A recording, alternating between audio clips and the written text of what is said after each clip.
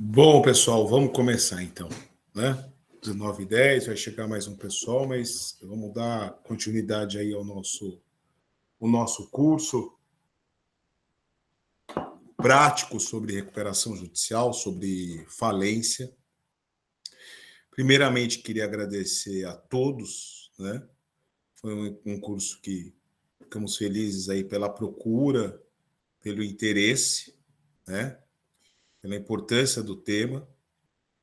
Então, me apresentando aqui a vocês, eu sou Ivan Vitale, eu sou advogado militante na área de falência, de recuperação de empresas. Sou mestre e doutor em Direito Comercial pela PUC, coordeno uma pós-graduação em Direito Empresarial na Escola Paulista de Direito, e hoje eu tenho a honra de coordenar aqui na ESA o núcleo temático de recuperação de empresas e falência, que é o núcleo responsável pelos cursos em relação a este tema. Este ano a gente já fez um simpósio, não sei se alguns participaram, tiveram conhecimento. Estamos encerrando o ano com esse curso de iniciação, que seria um básico, e espero que tenha muitas coisas para o ano que vem, aí para 2023, que a gente possa realizar vários cursos. Deixem a sugestão de vocês na ESA, no final vou deixar meu contato.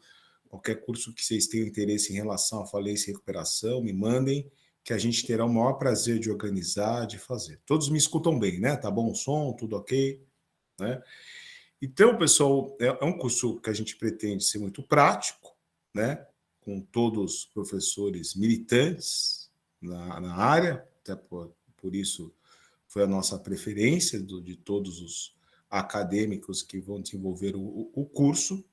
Vocês têm toda a grade, vocês vão ver uma questão aí de falência na próxima aula, depois vocês têm alguns aspectos do papel do administrador, daí vai trabalhar a questão da assembleia, vocês vão ver uma questão de plano, e principalmente encerrando aí com também as principais questões alimentares. Então, hoje, a minha função, até porque eu não sei até que ponto existem militantes na área ou não, né? Essa é a função do curso, a gente dá esse panorama geral, essa forma geral, nós vamos trabalhar a recuperação como um todo, nos seus principais aspectos, mas como um todo, para que no decorrer do curso, aí desse aspecto prático, vocês possam, nas demais aulas, ir esmiuçando dentro desse panorama geral que eu vou passar para vocês hoje, tá certo?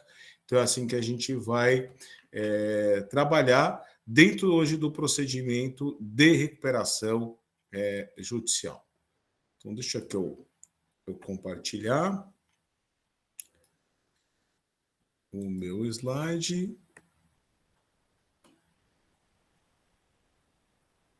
Todos vendo o slide, pessoal?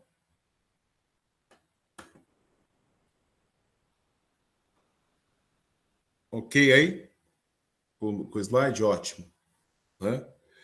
Então, pessoal, hoje nós vamos dar um panorama, né? Mas principalmente aí, apesar do programa panorama da recuperação judicial e da falência, em face de 2 aulas específicas de falência, eu vou focar mais em relação ao panorama geral da recuperação judicial. Acho que clamo a todos em que peça eu fale um pouquinho do processo falimentar. Então, aqui, pessoal, vejam só, eu começo, né, com o organograma, tá? Depois eu vou deixar esse material, a ESA, eu vou passar para a ESA vai colocar aí no programa do aluno por dificuldades técnicas eu não consegui, peço desculpas, mas eu já passo para a ESA hoje, ela já disponibiliza para vocês, ou quem me mandar direto por e-mail ou WhatsApp, que no final também deixo à disposição de vocês, né? A gente pode trabalhar, né? Qualquer pergunta pode ser feita, enfim, vai colocando no chat, a ESA vai me delimitando aí. Então, eu tentei aqui, eu trabalho esse cronograma faz tempo, né, pessoal, para tentar deixar da forma mais didática possível. Espero que ele cumpra com a sua função, né? Então, a gente lembrar que o processo ou processamento de uma recuperação judicial, a recuperação, como qualquer outro meio, ela é um processo, né? Sendo assim, ela vai se iniciar com uma petição inicial, né? Como todo e qualquer processo judicial, que é o caso de uma recuperação judicial. Uma petição inicial atípica, né? Uma petição inicial específica, tá certo? Que nós vamos falar um pouco dela, em que o profissional tem que tomar alguns cuidados, né? Seguindo piamente, né? De uma forma categórica, né? Religiosa, eu brinco, cartesiana, o artigo 51 da 11.101 de 2005, né? Porque esse artigo 51 ele vai começar a falar o seguinte, né? Quem estiver abrindo aí, a exposição das causas concretas, né? A exposição das causas concretas. Então, vejam, aqui uma tecnia muito importante, porque se o processo de recuperação envolve, tá certo? Vamos dizer assim, um sacrifício por parte dos credores, em que eles vão receber, se aprovado o plano, de uma forma extraordinária do que eles pactuaram ou do que eles possuem um título contra o devedor, nada mais justo que toda a comunidade, principalmente credores, entenda o que te levou a essa situação. Você chegar e falar, né? Eu não vou poder pagar da forma ordinária de acordo com o que a gente pactuou, né? Eu não tenho como pagar da forma ordinária, eu vou pagar de uma forma extraordinária, né? Vou pagar de uma forma diferente e provavelmente pior do que nós avançamos, né? Ao que me dá esse direito? Primeiro do credor ou da comunidade de credores, né? Entender o porquê que você chegou a essa situação, né? Qual foi o motivo, e a lei fala, concreto, né? Ah, teve a Covid, teve a Ucrânia, teve o dólar, eleição, você tem o macro, mas você tem que trazer para o micro, né? O que te afetou efetivamente? Claro que tem coisas que saltam aos olhos, né? Era um restaurante, fiquei fechado, então isso atrapalhou todo o meu andamento do fluxo de caixa. Nessa petição, antes da gente falar da importância dos documentos que a compõem, né? Essa petição, fora essas causas concretas, porque também não só é um direito do credor, mas também é um primeiro passo que eu falo, né, pessoal? A condução de uma boa recuperação. Porque se você não sabe quais foram os motivos, quais foram os erros, os problemas que você teve para chegar até aqui, você não saberá, né, lidar com eles e não dirimi-los para o segmento da sua empresa. Então, aqui não pode ser um caráter geral, ele tem que ser um caráter específico, colocar a situação da empresa, né, abri-la para o mercado, para os credores, para que eles tenham pleno conhecimento de tudo que está ocorrendo com a sua empresa, né? Por isso que a lei claramente ela fala as causas concretas, tá certo? Aqui nós vamos ver lá na frente, né? Quem já tem conhecimento, você não apresenta um plano de recuperação. Nós já vamos falar sobre ele, é apresentado após, né, 60 dias após a publicação do despacho de processamento da recuperação, que seria o deferimento da recuperação, quase que o deferimento da petição inicial, né? Então, mas é importante nessa petição, pessoal, vocês darem uma luz no fim do túnel, né? Primeiro, errei nisso, naquilo, no meu erro de abrir novas filiais, a verticalização do meu negócio, ou eu ampliei para vendas e para produtos que não eram o meu métier, e agora eu estou voltando à minha condição original, circunstância do mundo que está mudando e que você se adaptou. Então, vejam, aqui você vai ter que dar pelo menos um delineamento. Você não vai falar proposta, né? Quanto você quer de deságio, quanto tempo para pagar, quais são os juros, qual a correção. Mas mostrar o seguinte: nós erramos, estamos hoje sob uma dificuldade, um fluxo financeiro, nós não temos condições do com que nós faturamos e com as nossas despesas ordinárias pagar a todos os credores da forma ordinária, por isso que eu preciso pagar de uma forma extraordinária, mas eu sou uma empresa viável, né?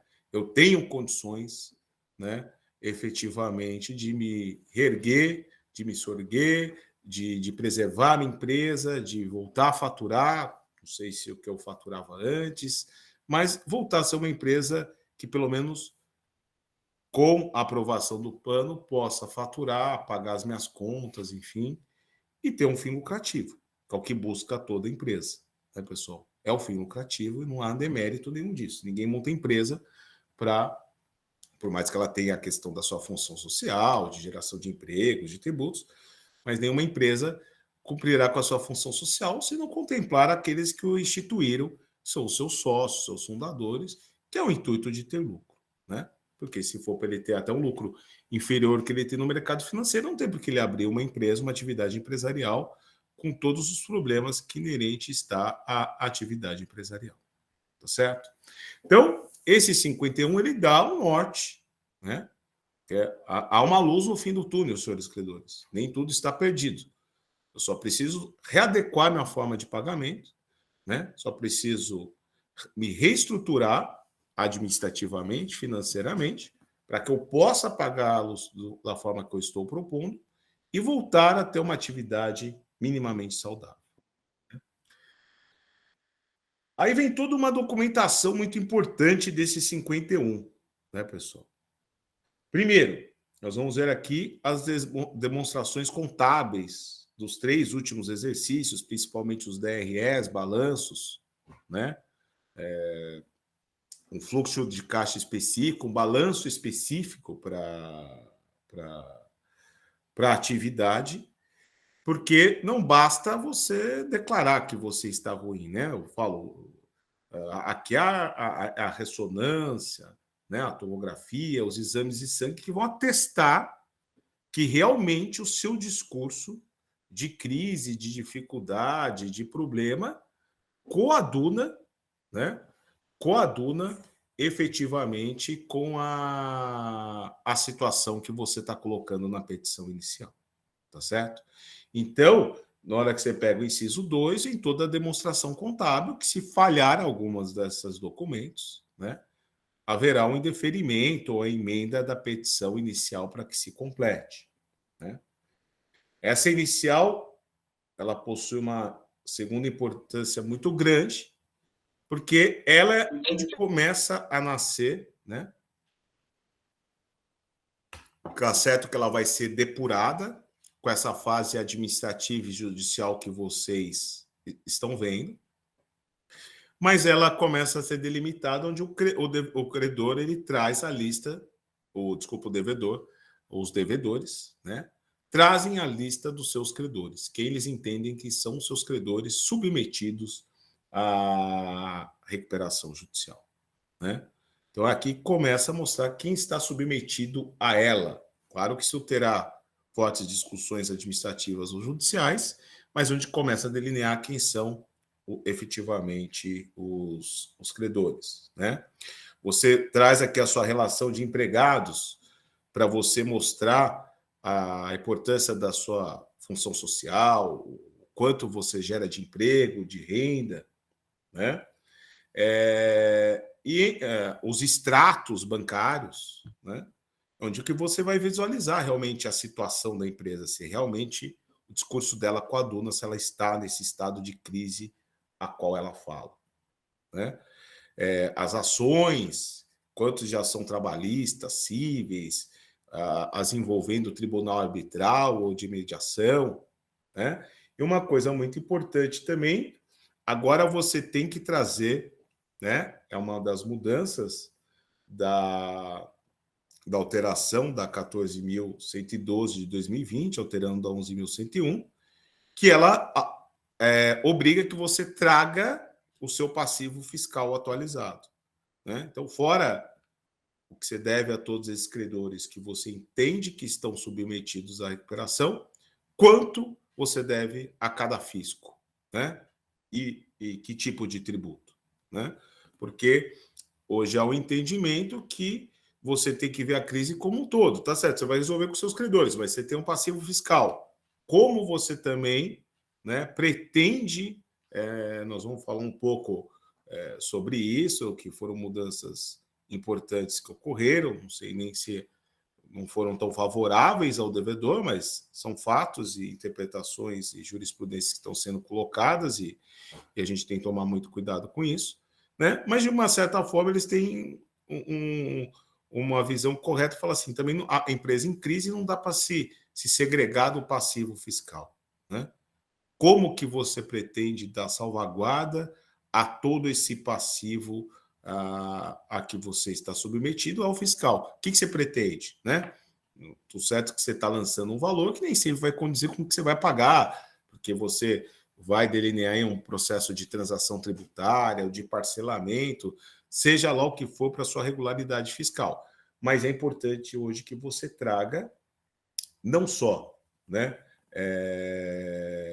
os credores submetidos, como também você tem que fazer uma lista, em tese, dos credores não sujeitos à recuperação, né? Isso é importante frisar, porque se eles não estarão sujeitos, por exemplo, leasing, alienação fiduciária em garantia, você tem que mostrar dentro do seu fluxo de caixa que você vai continuar pagando ordinariamente, né? Porque não serão credores submetidos à recuperação, para mostrar uma possibilidade de recuperação, de surgimento da própria empresa.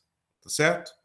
Então, acho que são essas as questões mais importantes da petição inicial. Então, fora a técnica de você trazer o endereçamento correto, né? Onde que é o juízo competente, é o juízo do principal estabelecimento sob o ponto de vista econômico. Claro que pequenas empresas que só possuem estabelecimento, essa discussão da competência, ela não tem o porquê, não tem relevância, mas sociedades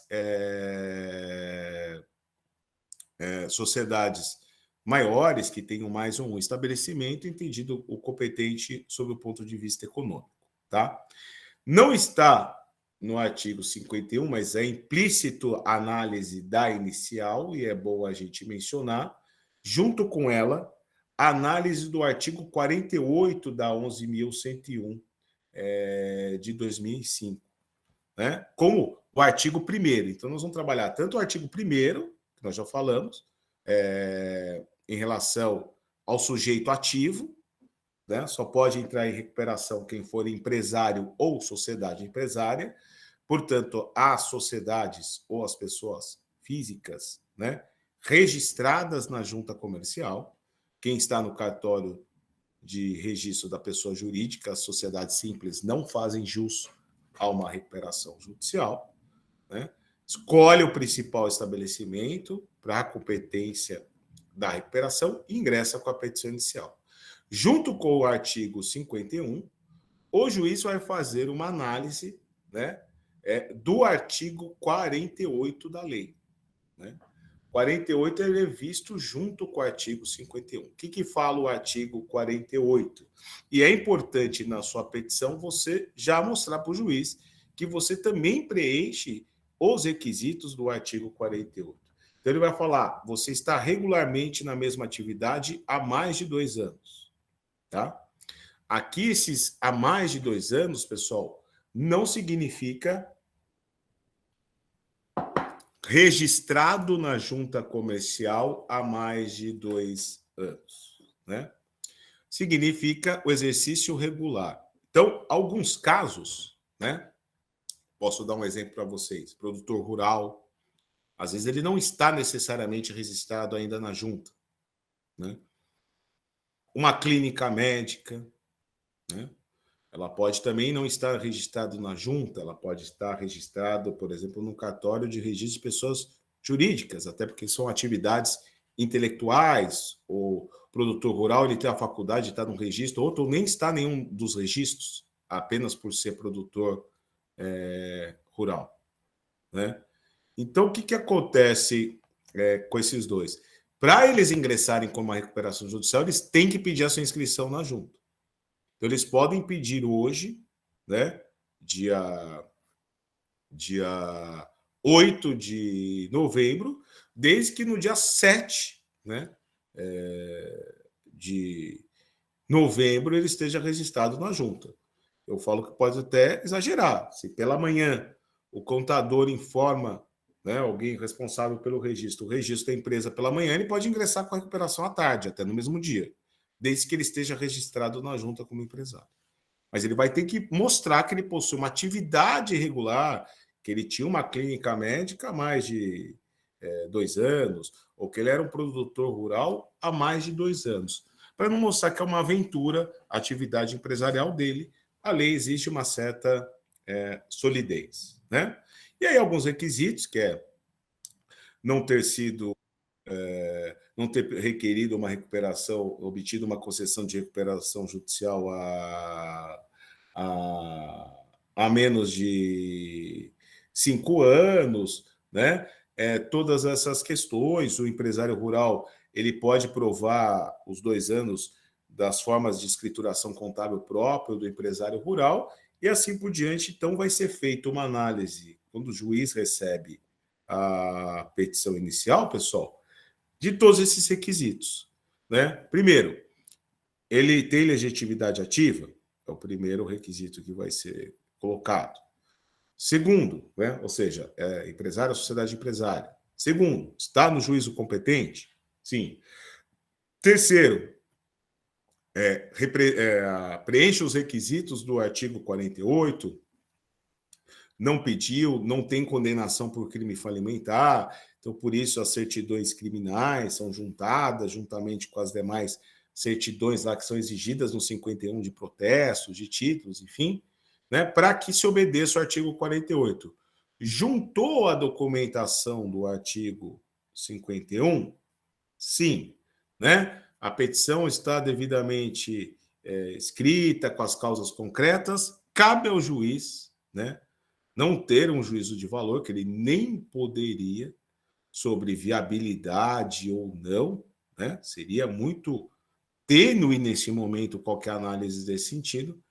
Cabe a ele o deferimento da recuperação judicial e, portanto, dá o despacho de deferimento, de processamento aí previsto no artigo 52, né?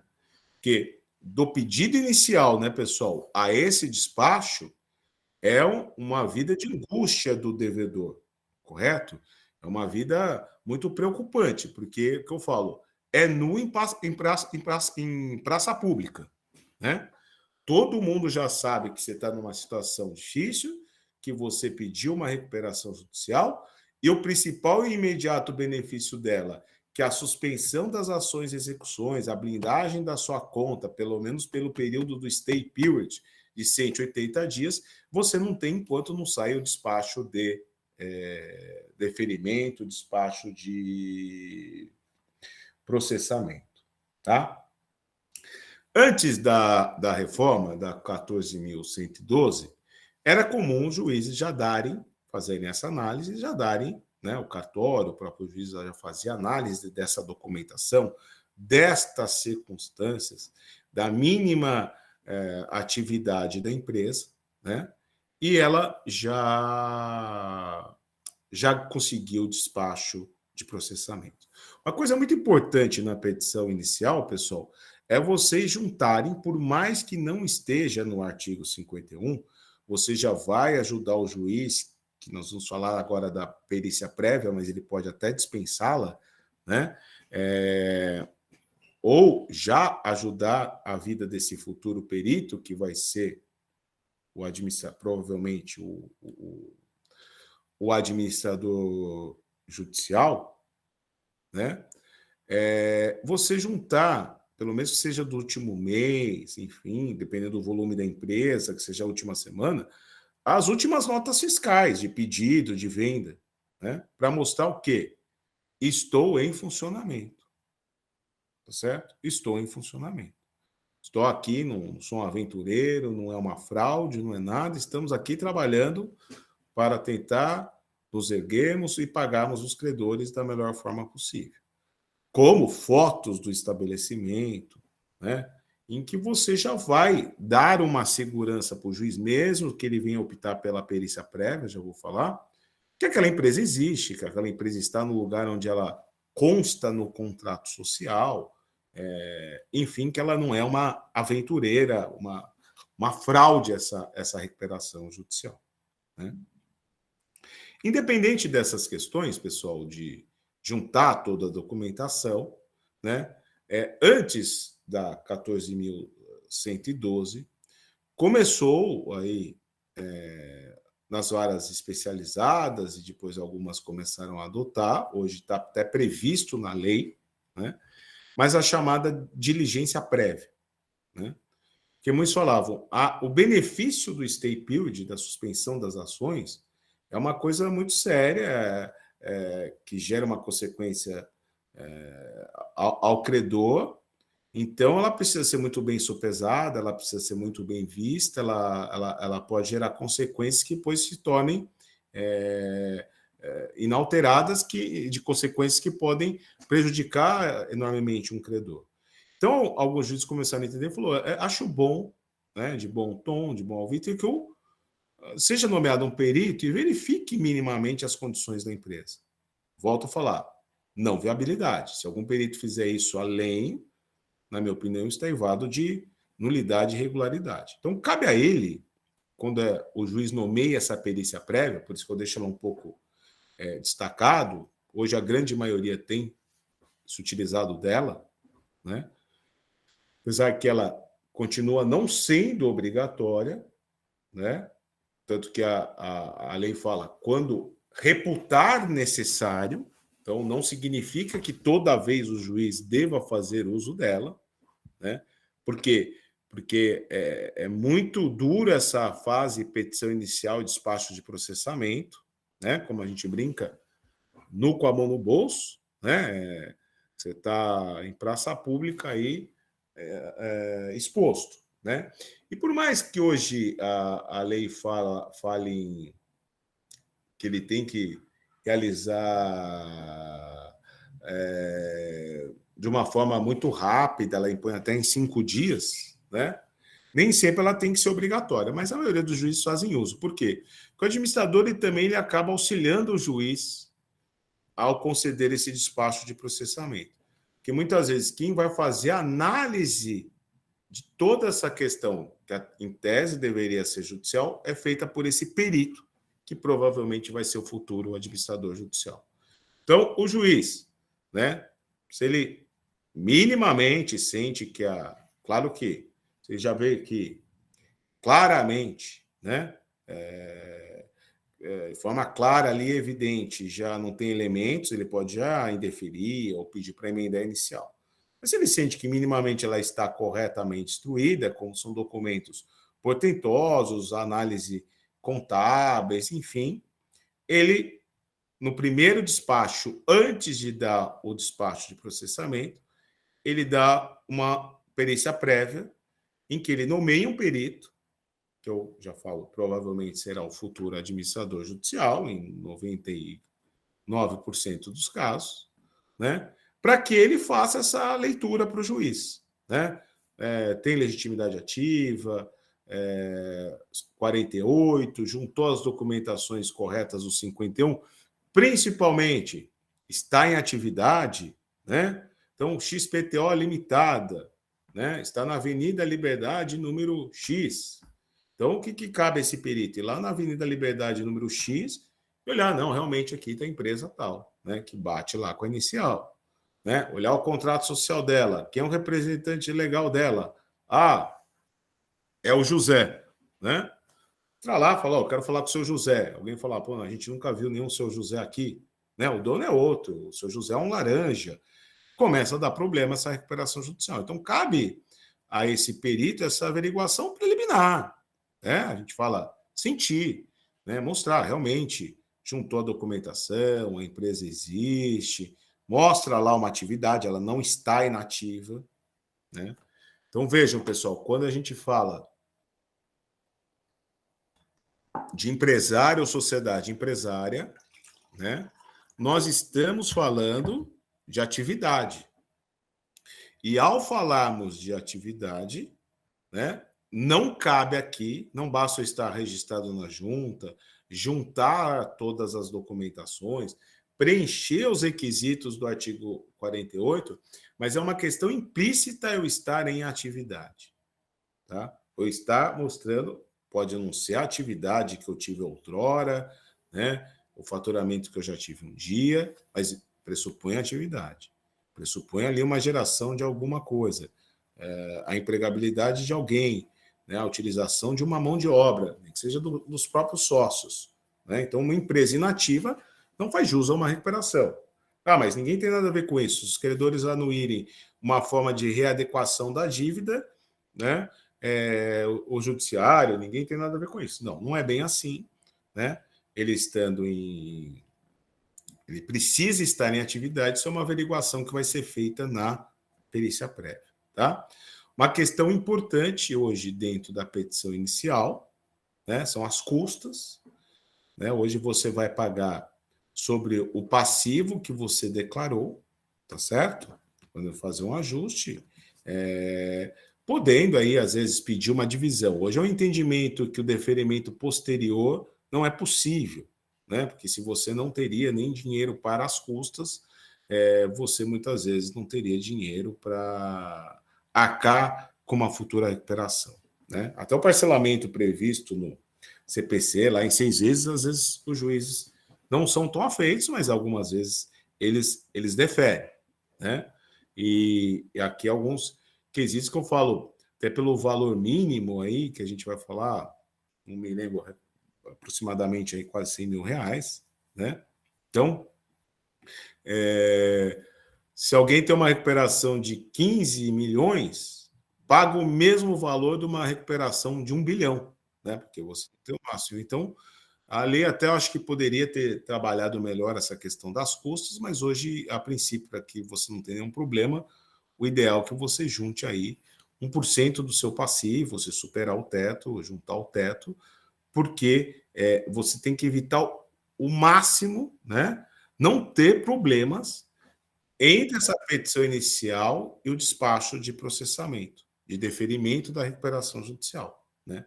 Porque é onde você busca o chamado stay period, né?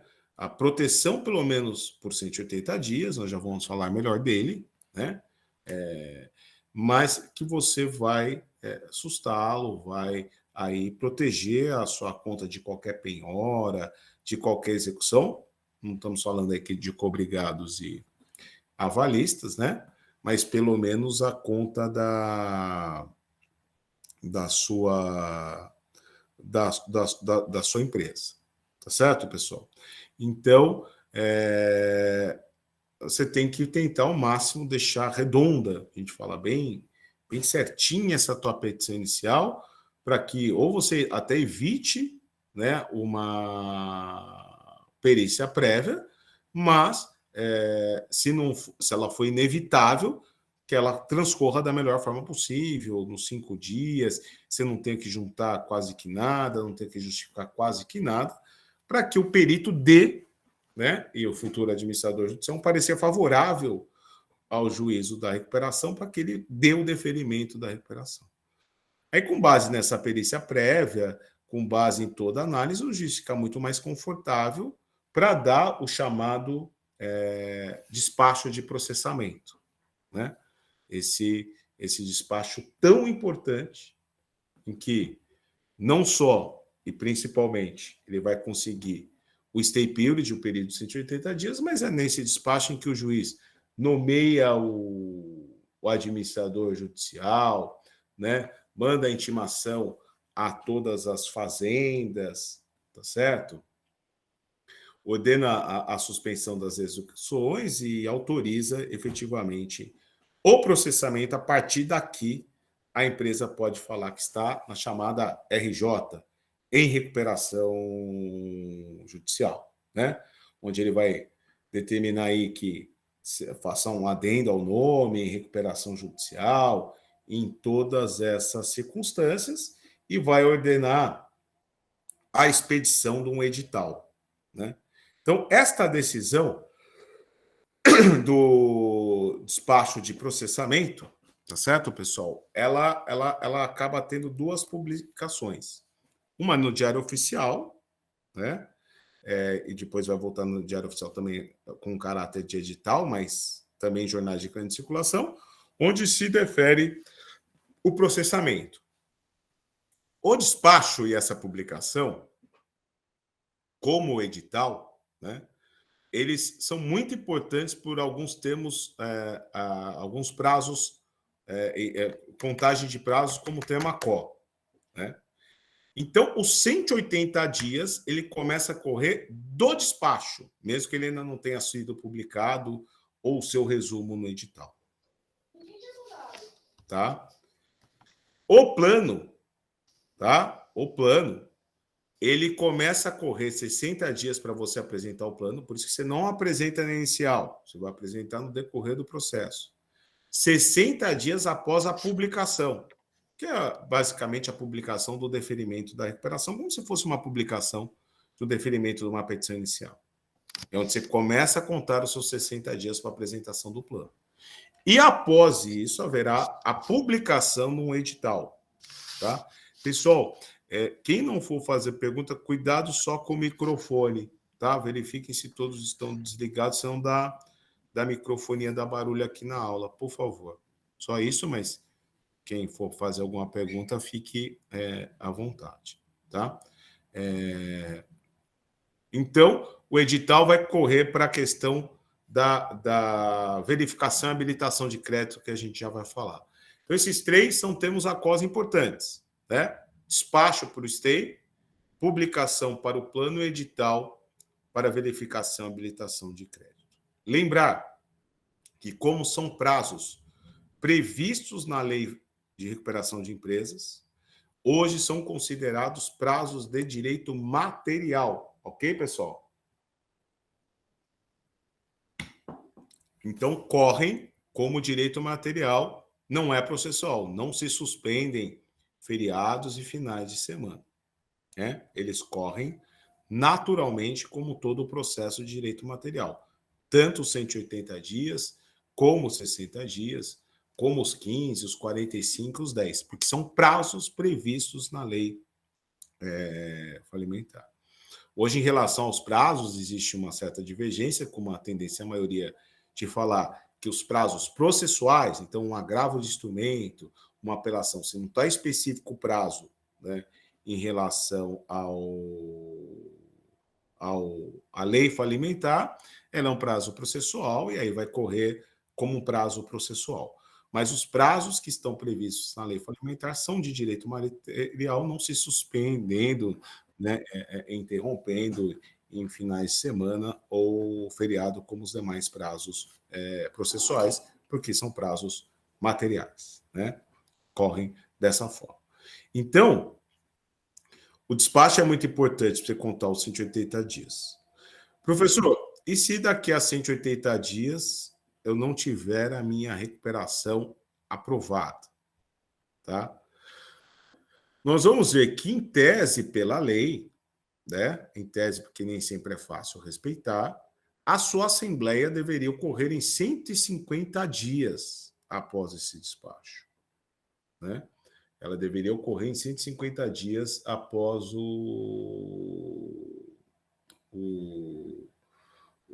deferimento.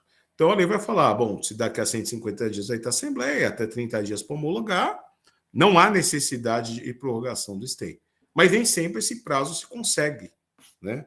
Para que a assembleia ocorra em 150 dias, ou se ela ocorrer em 150 dias, pode ser que haja suspensão dela, né? Prorrogação da assembleia, porque os credores entendem que ainda não têm condições de votar o plano, precisam de negociação, precisam de uma depuração. Então, às vezes ela estoura os 180 dias. É possível a prorrogação, né? Antes da reforma já era possível essa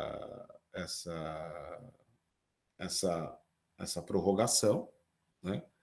E agora ela ficou latente na lei, falando que ele consegue uma prorrogação por mais de 180 dias, por mais 180 dias, né? Desde que ele comprove que desde que ele comprove, né, que os 180 dias acabaram, mas não foi por culpa do devedor, né? E sim por circunstâncias processuais, enfim, que não permitiram, né, que ele permanecesse por esse período. Então, a lei hoje autoriza, né,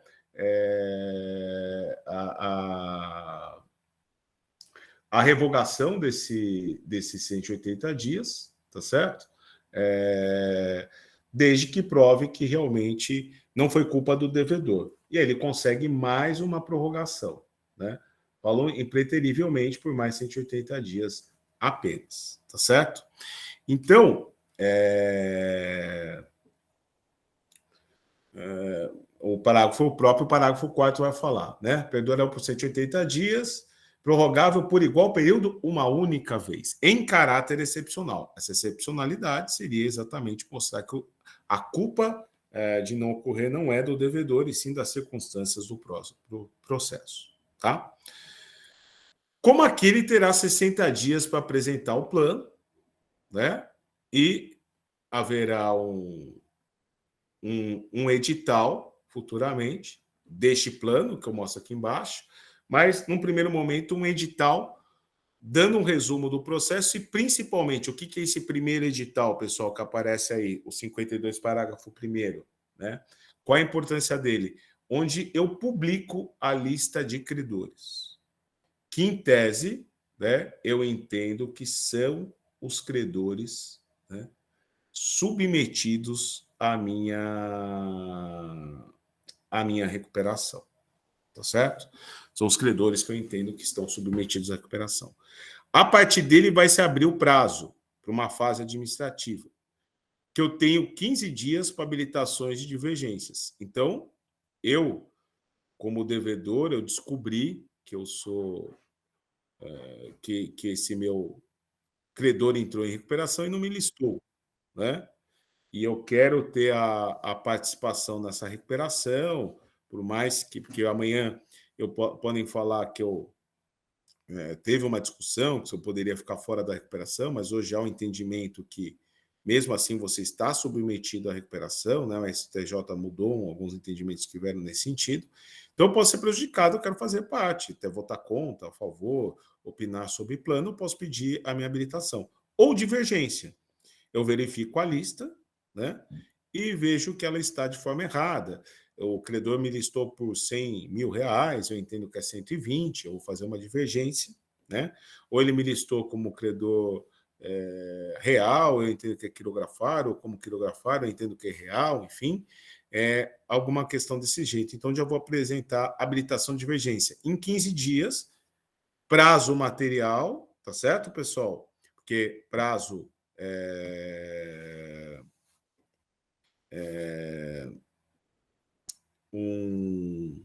só um minutinho aqui que eu vi uma pergunta de um colega.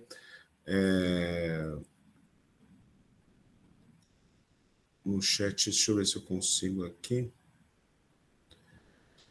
O pessoal, então, um prazo processual que você vai fazer perante o administrador, né? O Aislan, ele pergunta que a lei prevê a prorrogação por igual período, no caso, porém, alguns juízes vêm aplicando prazo menor de 90 até 120 dias, dependendo do caso.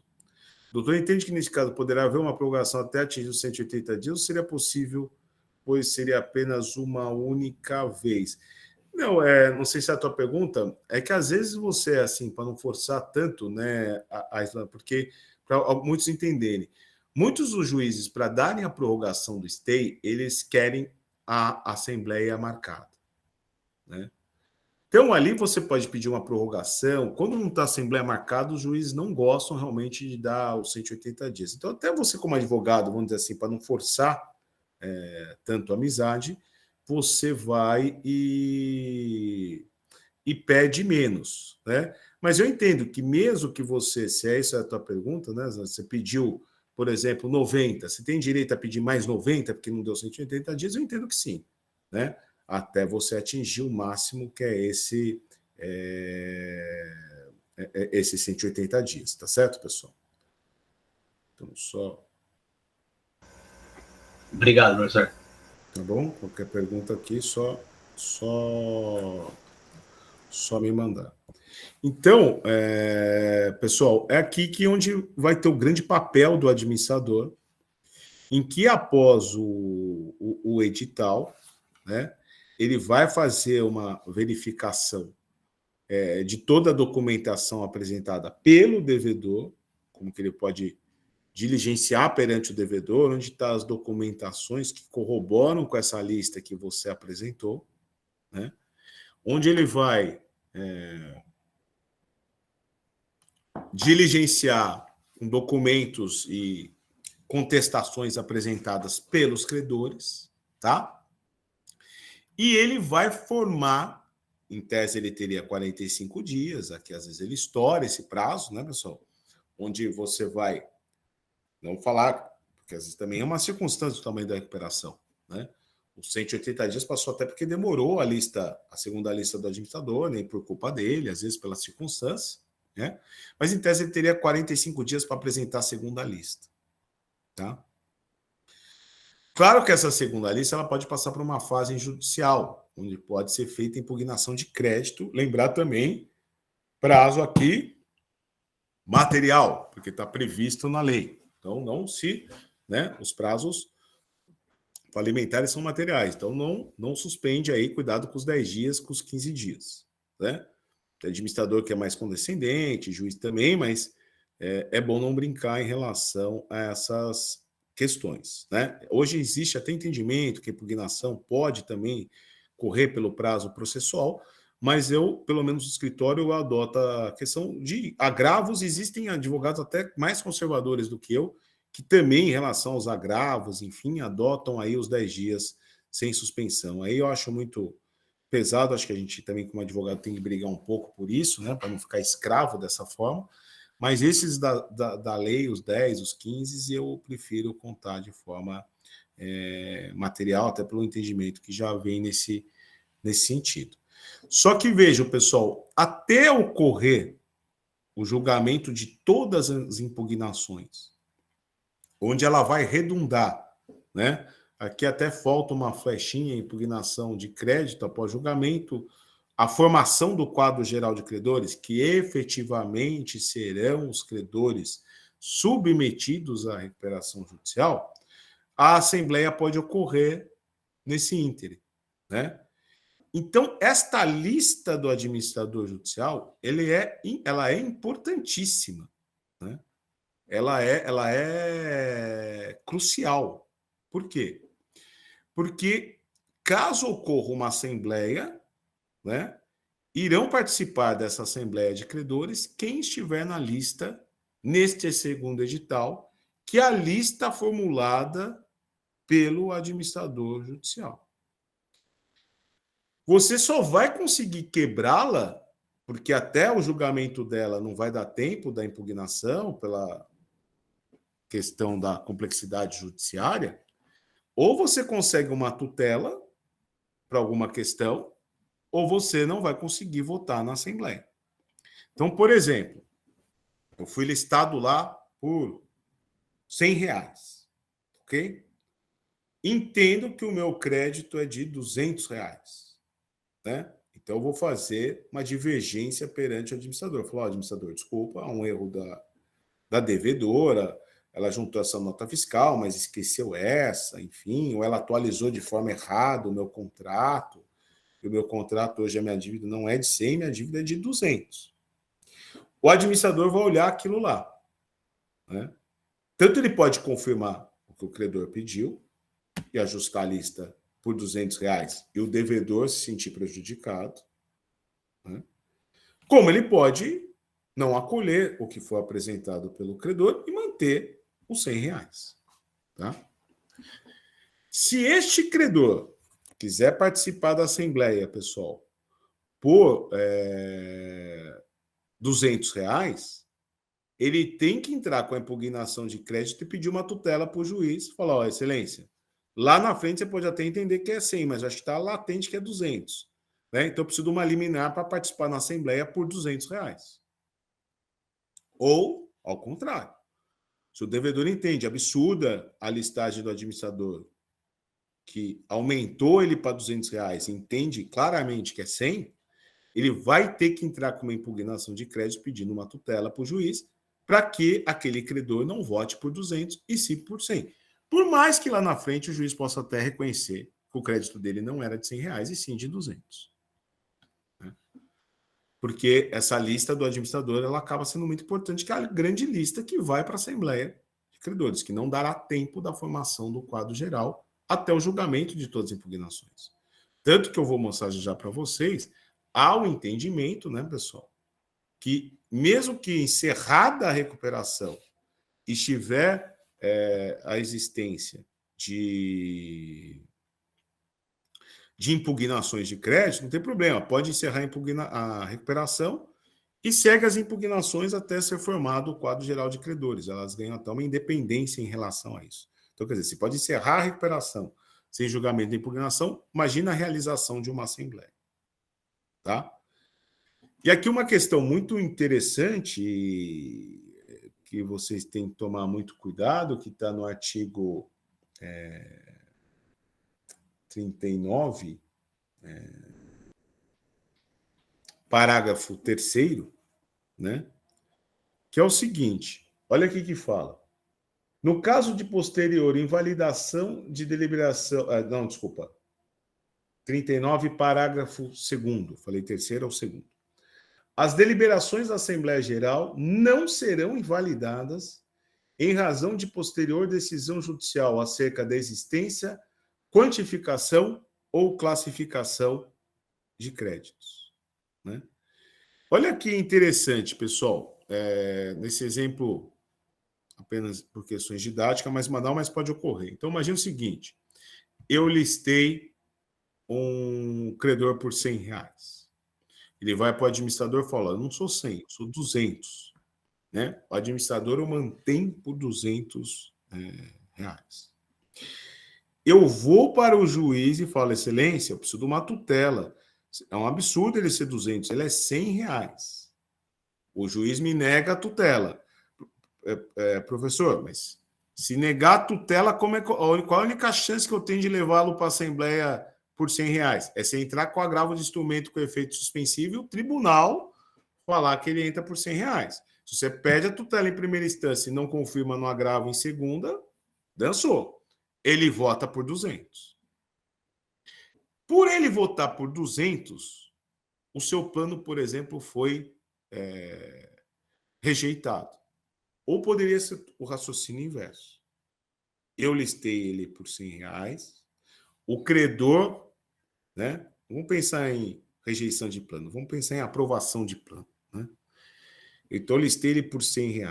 O credor falou que não era 100, que era 200. Tá certo? O administrador não acolheu os argumentos do credor, manteve ele por R$ 100. Ele entrou com o agravo, com a impugnação, pediu tutela, foi negado, né? Ele vota por 100, agravou, não agravou, se agravou, não conseguiu, e votou por 100. E votou contra. Se ele votasse por 200, pessoal, imagine o seguinte, não teria sido aprovado o plano. Mas como ele votou por 100, por uma questão de quórum lá, por exemplo, houve a aprovação. Né? Muito bem. Corre-se a impugnação. Não teve tutela, não teve efeito suspensivo, ou em primeira instância, ou até em segunda. E depois se confirma, seja em primeira ou em segunda, que o crédito desse credor, realmente ele tinha razão. Não era R$ 100, era 200. Pode o credor chegar lá e falar, então como eu votei contra, eu não votaria por 100, eu votaria por 200. Então, portanto, o plano não foi aprovado. Né? Ou terá que ser feita uma assembleia ou decretar a falência desse devedor. Não, o plano foi aprovado. Por isso, o teor do artigo 39, parágrafo 2º, correto teor, né? As deliberações da Assembleia Geral não serão invalidadas em razão de posterior decisão acerca da existência, quantificação e classificação de créditos. E, pessoal, vocês têm que entender numa recuperação, aí dos quase 100 que estão nos ouvindo, muitos podem ser militantes, mas os que não são, né? Entender o seguinte: quando você entra com a inicial, o seu primeiro clamor é o despacho de processamento. Dado o despacho de processamento, vai ser a homologação do seu plano, né? Ver o seu plano aprovado em assembleia, homologado em juízo. Então, imagina o seguinte: você sai de uma assembleia, em tese, o plano aprovado, né? Porque isso urge você já tomar providências. Investidores que estão olhando a sua recuperação, analisando a aprovação ou não do seu plano, né? Para investimentos, para operação de futuras UPIs e tudo mais, né? Então, imagina o seguinte: você sai de lá aprovado, uma UPI, seja lá o que for, né? Aí, de repente, alguém fala: não dá, você foi aprovado, mas não é bem assim. Porque está sendo julgado aquelas impugnações, ou aquela impugnação desse cara que votou contra. Se ele ganhar lá, reverte todo o plano, né? Então, se tivesse isso, a gente entra numa esfera de insegurança jurídica muito grande, né? Muito perigosa.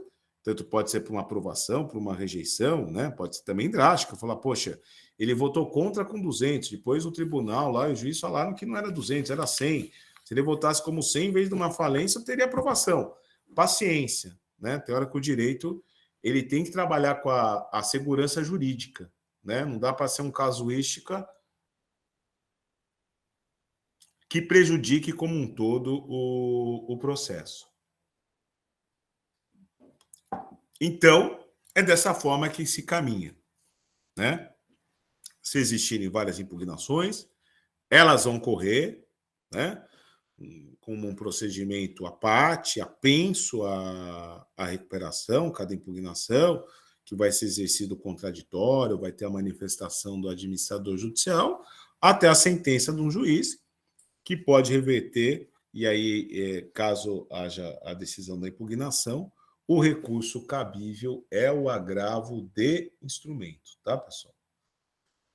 E até o julgamento final do agravo. Então, muitas dessas impugnações é que existem várias brigas, muitas vezes com o setor bancário, né? Se está submetido ou não à recuperação, até que ponto existem garantias fiduciárias, qual é o limite da garantia fiduciária, né? Então, onde cabe essa discussão até chegar, né, da decisão sobre impugnação caberá agravo, apesar dela ser determinativa, artigo 17. E onde se tem a grande discussão, né, se um credor está ou se está empate. Aqui é um contencioso pesado, né? Porque muitas vezes você vai lançar bancos, os bancos vão falar, nós estamos fora, muitas vezes você vai falar, não, está parcialmente dentro, porque vocês estão submetidos ao limite da recuperação, das garantias. Então, vocês podem liquidar as garantias, mas no que não houver garantia, enunciado 51 das jornadas, o saldo é quirografário, né? Então, há um saldo quirografário ao qual o banco vai estar submetido. Então, aqui acaba tendo um contencioso, uma litigiosidade muito grande, né, pessoal? Aqui, em outra questão, que não cabe nossa digressão, enfim, são os processos de execuções que vão correr contra avalistas e cobrigados. Que hoje é o entendimento que o crédito em relação aos avalistas e cobrigados não se inovam com a recuperação, então eles correm à parte, os credores podem executar avalistas e cobrigados, né? Então, fora uma certa litigiosidade que pode gerar dentro do próprio processo principal de recuperação, né? Que aqui pode já ter o juiz indeferir a inicial, credores falando que você não tem os requisitos, né? Existem credores que já vêm, hoje acaba. Eu sou um pouco da velha guarda aí, né? Já trabalhei na 7661 de 45, né? Fui síndico de massa falida, apesar dos meus quase 50 anos, a gente já tem uma bagagem aí. a litigiosidade era melhor. Hoje é muito grande. Às vezes você entra com uma petição inicial, muitos já devem ter visto isso, né? Alguns credores já entram batendo, falando que não era caso de recuperação, ou que ela é fraudulenta, porque o credor se alavancou no mercado e apresentou balanços, por exemplo, bancos contestam muito. Pô, ele veio aqui e me apresentou um balanço gerencial que não coaduna com o balanço apresentado agora em juízo, portanto, a recuperação é fraudulenta, muitos vão discutir quem mandou você dar crédito no pedidos oficiais, foi em cima dos gerenciais, também você quis dar crédito, então está tudo uma discussão nesse sentido. Como acaba, né, pessoal, aqui não é tão banal, né? O administrador vai, pega e para por ali, uma impugnação aqui, podem ser questões cruciais, substituição de grandes ou créditos que podem definir um voto numa assembleia ou podem viabilizar ou inviabilizar uma recuperação judicial, tá? Então ele possui uma importância muito grande, todas essas questões, principalmente para isso, né? Pois bem, então, dentro desse nosso panorama geral, tivemos a petição, provavelmente perícia prévia, despacho de processamento, apresentamos o plano. Enquanto isso, né, pessoal? Por isso que é um trabalho que precisa de uma certa, não querendo defender quem vos fala, né? Mas uma remuneração condizente com o trabalho, porque é trabalhoso. Também para o administrador judicial, muito mais para o advogado, né? Porque fora essa litigiosidade, aqui, na hora que você está apresentando o plano, a qualquer momento, como vai ter uma assembleia, você tem que estar negociando com seus credores essa aprovação desse plano. Fora o contencioso lá no juízo, né? Que a partir do segundo edital, que são os credores em tese que vão participar da assembleia e vão votar pelo seu plano, né? Abre-se aqui o prazo, né, de um novo edital. Então você vai ter que apresentar o segundo edital da lista de credores e você vai ter que fazer um edital do plano, né? Às vezes é feito de forma conjunta, que é até melhor. Às vezes é feito de forma separada. E a partir do momento que tem o edital do plano, corre 30 dias para objeções. E objeções não tem nada a ver com impugnações, tá? Peço vênia aqui para quem tem mais habitué em relação à matéria, que é que o nosso curso é um curso de introdução, curso de formação, tem muitos advogados que não são militantes da área, precisam entender. Então, veja, pessoal, o edital do plano, o edital dos credores é o prazo a quo para eu discutir crédito, eu não falo em plano. Meu crédito está certo ou está errado? Está submetido ou não está submetido? Está na classe correta ou não? Essa é a função da impugnação de crédito. Quando eu tenho o edital do plano, a minha discussão é se eu concordo ou não com o plano, né? Por questões legais ou mercadológicas. O plano não pode estar dentro da lei, mas eu não concordo com o deságio, prazo, né? Correção, UPIs propostas, certo?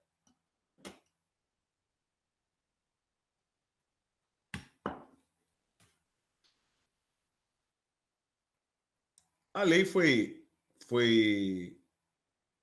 sábia, né? Porque ela vai falar no artigo 58 da lei a seguinte questão, né? Cumpridas as exigências da lei, o juiz considerará a recuperação judicial do devedor cujo plano não tenha sofrido objeção. Então, a lei é muito clara. Se ninguém é contra, ótimo. Então, está todo mundo a favor, não precisa nem ter assembleia, né? Que seria um caso só atípico na recuperação especial da microempresa e empresa de pequeno porte. Não tem objeção, vou homologar a recuperação se ela estiver com o plano dentro da legalidade, né? Se houver uma objeção, artigo 55, então, cujo plano não tenha sofrido objeção, se sofre objeção, né?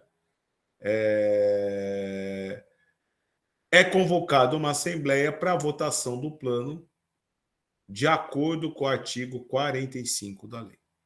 Então, se houver uma objeção de um credor, o juiz é obrigado a pedir para que se marque uma Assembleia Geral de Credores, né? O administrador judicial vai entrar em contato com o devedor e falar: precisamos marcar uma data, de preferência, né, até 150 dias do despacho do deferimento, né, porque já houveram objeções, então não tem por que não se discutir a realização ou não de assembleia. Tudo bem? Uma pergunta, pessoal? Alguém quer falar alguma coisa? Via chat ou microfone, qualquer coisa é só abrir e me fazer a pergunta. Tá? Muito bem. Feita a objeção, estamos lá no quadro Assembleia Geral de Credores. Não tem jeito. Né? Claro que esses 150 dias pode estourar, que isso vai envolver a correta publicação de time de editais para a convocação dessa Assembleia, né, no prazo correto aí, dos 15 dias, enfim, para a realização da Assembleia, né? Ela tem que ser feita de uma forma, em um prazo correto, tá certo? Mas ela vai existir e vai ser colocada a votação, né? Em que lá vai poder ocorrer, né, pessoal?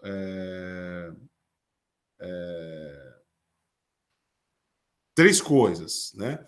Só uma coisa, professor, aí passou dos 150 dias. Talvez aí o único problema é estourar os 180, onde você vai pedir a prorrogação, só para vocês entenderem esse mecanismo. Mas, enfim, ocorrendo a Assembleia, na verdade, falta até um quadro aqui, né? Porque eu ponho a Assembleia de uma forma aprovação, countdown e rejeição, tá? Mas, na verdade, você teria a possibilidade de suspensão da Assembleia, né? Que é um quórum diferente. É o quórum da maioria dos créditos presentes na Assembleia. Todo credor presente, né? Não tem votação por classe. Então, quantos entre trabalhista, quirografários, reais, microempresa, empresa de pequeno porte estão presentes na Assembleia? R$100.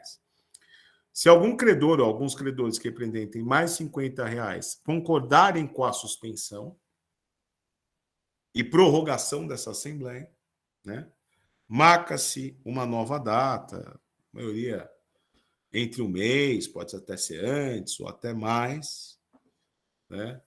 Em relação à Assembleia existente, que vai ser alegado que, vamos dizer assim, não houve a costura necessária, né, para a aprovação do plano com os credores estão meditando, talvez possa ter uma nova proposta por parte do devedor, em circunstâncias, então pode haver uma suspensão.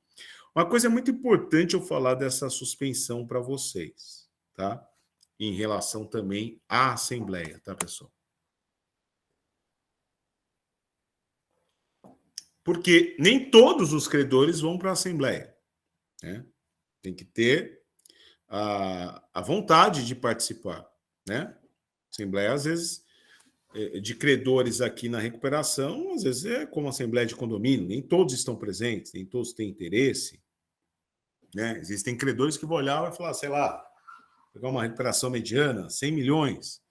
Olha lá, os principais credores, né? Tem 10, 20, 25 milhões, eles que vão comandar a assembleia, ou até os pequenos, porque você depende de cabeça.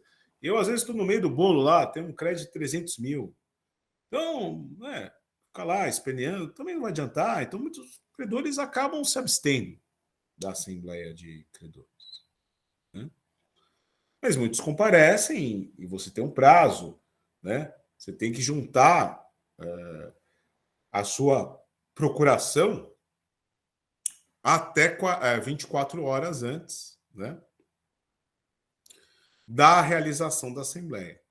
Ou específica, né? Eu pego uma procuração específica do meu cliente e junto, ou porque eu não tenho procuração nos autos, ou porque eu estou juntando uma específica, informando que eu vou participar da Assembleia, com os poderes específicos para a Assembleia. Cuidado aí juntar procuração geral, como se fosse a adjudícia, né, que não tem os poderes específicos para participar da Assembleia, votar, alterar, desistir. Cuidado com essa procuração, né? Ou você informa nos autos, né, para o administrador, ó, minha procuração está a folhas tal, né? Às vezes é de bom tom você já juntar, que hoje essa comunicação é toda por e-mail, né, pessoal? Você vai fazer essa habilitação por e-mail com o seu administrador, como você vai fazer as habilitações, divergências, né? Todas de forma eletrônica com o administrador. Né? Você vai participar. Então, o que ocorre?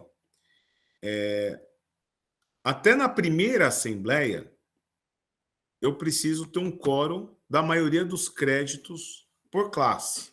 Né? Por isso que é muito difícil ela ocorrer. Né? Ela tem um quórum de instalação. Né? Parágrafo 2º, 37, a Assembleia instala-se em primeira convocação com a presença de titulares de mais da metade dos créditos de cada classe. Então, por exemplo, se o trabalhista lá tem 2 milhões, na Assembleia, na primeira convocação, você tem que ter credores que representem mais de 1 milhão. Se deu 900, 600 mil, 400 mil, vai ter. Então, quase todas têm a segunda. Se eu não me habilitei na primeira, eu posso me habilitar na segunda. Né? Não tem problema se eu perdi aquelas 24 horas da primeira. Agora, quando ocorre a segunda e tem uma suspensão, né? E alguém chega para um credor, quer unir forças, fala, pô, eu não te vi lá na segunda assembleia, pô, você podia me ajudar, ou para votar favorável, ou para votar contra. Poxa, é verdade, eu vou te ajudar, vou apoiar a recuperação. Ele não participará mais da assembleia. Essa suspensão trava os que estão presentes, tá certo, pessoal? Se porventura um faltar na nova assembleia que vai se realizar, foi suspensa e agora vai ter uma nova assembleia, problema desse credor que faltou. Novos não entram. Então você fecha o quórum. Né? Se eu tinha 50 credores e houve uma suspensão, por exemplo, 50 credores de quirografários, essa outra assembleia após a suspensão jamais terá 51 credores. Ela pode até ter 49, 48, 47, porque alguém pode faltar. Né? Mas 51 não vai ter. Se esses 50 representavam 1 milhão, eu nunca vou ter 1 milhão e 10, 1 milhão e 20. Posso até ter 900, 800 mil pela falta de alguém. Mas ela se fecha. Tá? Então, se isso ocorre, né, o devedor ele vai pedir pela ordem, porque não está na pauta, de certa forma. Né? Na pauta está aprovação, né, votação do comitê de credores, ou, e algumas, corretamente, até a desistência. Né? Posso desistir de uma recuperação? Uma boa pergunta, acredito eu, que muitos podem ter dúvida. Da petição inicial ao despacho de deferimento, eu posso desistir unilateralmente, chegar em juízo e falar, ó, não quero mais, não quero mais a recuperação, enfim, vou desistir. Né? Dado o despacho de deferimento, você precisa ter uma assembleia. Pode já ser a assembleia que ia votar o plano. Você pode antecipar uma assembleia. Então, por exemplo, está ainda na fase administrativa, de verificação de crédito, você fala, poxa, acho que não vale mais a pena você chamar uma assembleia e votar. Né? Em tese, vota sempre quem está na última lista. Né? Então, vai ser até a lista. Ou já teve a lista do administrador, mas ainda não teve uma assembleia, você quer já antecipar a assembleia e falar, quero fazer uma desistência, enfim. Isso é possível. E o quórum de desistência é a maioria dos créditos. Então, voltando também, como da suspensão, tá, pessoal? Tem lá 1 milhão. Eu preciso de mais de 1.000 em aprovação. Independente de quem seja o credor, são 2, são 3, trabalhista, real, quirografado. Tá? Isso para desistência, para qualquer outra deliberação, suspensão. Agora, nós vamos para a votação do plano. Aí é o artigo 45 da lei. tá? É o artigo 45 da lei. O que é o artigo 45? Ele vai fazer uma divisão de classes, né? Em que vai ter a votação do credor real, quirografário, trabalhista, MEPP. Tá? Hoje a classe real não está... Né, desculpa, a votação pelo artigo 45, mas de acordo com a divisão do artigo 41 da lei. Né? Então, a classe trabalhista, 1, a real 2, quirografário 3, MEPP, a classe 4. E vota-se por classe. Tá? Trabalhista, MEPP, sempre vale o que está na Assembleia, principalmente em segunda convocação. Então, na primeira, lembrar, se o trabalhista lá tinha 1 milhão de créditos, na primeira Assembleia, na primeira convocação, tinha que ter mais de 500 mil, tá certo, pessoal? Na segunda, se estiver presente lá 100 mil reais, 10 credores, vai ter a votação de 10 credores. Né? Como que eu preciso da aprovação trabalhista? Maioria por cabeça, eu preciso do voto de 6. É indiferente o crédito. Da mesma forma, em relação à microempresa, empresa de pequeno porte e a ME e EPP. Eles votam por cabeça, tem lá 10 credores, eu preciso do voto de 6. Quirografário e real é uma mescla. Eu preciso da maioria da cabeça e da maioria do crédito. Então, se tem lá 1 milhão, né, representado por 20 credores, então, se eu tenho 20 credores, eu preciso do voto favorável de 11. E esses 11, como é 1 milhão, representarem mais de 500 mil reais. Para que eu tenha a mescla dos pequenos e dos grandes. Então, eu preciso de cabeça e crédito. Isso no real e quirografário. Não aprovou numa das classes, né? O seu plano não foi aprovado, a gente já vai ter. Se existirem as 4 classes, tem que ter aprovação nas classes. Se tem 3 classes, aprovação nas 3. Né? Por exemplo, não tem a classe real. Não tem a classe, não tem como ter votação. Né? Eu não tenho a classe trabalhista, não tem votação. Né? Normalmente, as 3 é muito difícil não ter. A real é mais comum não ter. Agora, quirografário, MEPP e trabalhista é muito difícil não ocorrer. Tá? Eu preciso da aprovação das 3. Então, conseguir a aprovação das 3, de acordo com esse critério do artigo 45, que é para votação de plano, o juiz vai dar a concessão da recuperação judicial, e agora nós vamos ver que ele pode até, junto com a concessão da recuperação, por isso que eu baixo esses 2 anos, vejam que a flecha não está igual, é igual a perícia prévia. Pode passar pela perícia prévia ou não, pode passar pelos 2 anos ou não, pode ir direto para a sentença de encerramento da recuperação judicial. Ele pode unir agora as 2 sentenças. Tá? Se ele achar que é o critério de já encerrar, ele encerra. Né? Claro que o encerramento não está dando quitação ao plano. Ele vai ter que continuar cumprindo o plano.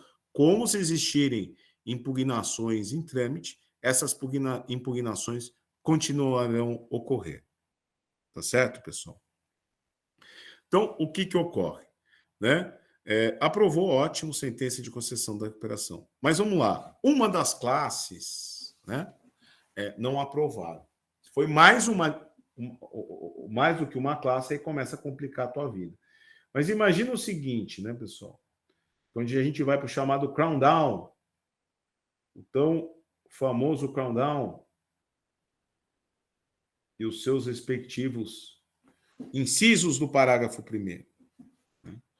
Então, imagina o seguinte, aprovei lá no trabalhista, aprovei no quirografário, MEPP, eu tinha lá 9 credores, 4,5. Então, 4,5 é 5, precisa do voto de 5. Tive o voto de 4. Né? Não aprovou no MEPP. Né? Será que não seria muito drástico a decretação da falência? Por isso que a lei deu esse chamado crown down, mesmo não aprovado, a possibilidade da chamada goela abaixo. Mas veja, o artigo 58 ele não é solto, né? Não é a qualquer momento que o juiz ele vai ter que respeitar os requisitos dos 3 incisos do 48. Então, é o que eu sempre falo. Não atingir o 45, né? O não atingimento do artigo 45 não significa necessariamente a reprovação do plano, né? Não atingir o 45 significa não aprovação. A rejeição é não atingir o parágrafo 1º do artigo 58, que ele vai falar assim: o voto favorável de credores que representem mais da metade do valor de todos os créditos. Então, o que acontece aí? Voltando ao nosso exemplo, quem rejeitou? A classe da MEPP. Não é isso, pessoal? Muito bem. Então, eu vou pegar, né? Vou somar quantos de credores está presentes aqui na Assembleia, entre trabalhistas, quirografários e MEPP. Tem aqui 100 milhões. Muito bem. Quem votou favorável? Dos trabalhistas, dos quirografários e da MEPP. Tantos credores. Representam mais de 50 milhões? Representam. Passei o inciso 1, mesmo que uma classe tenha sido rejeitada.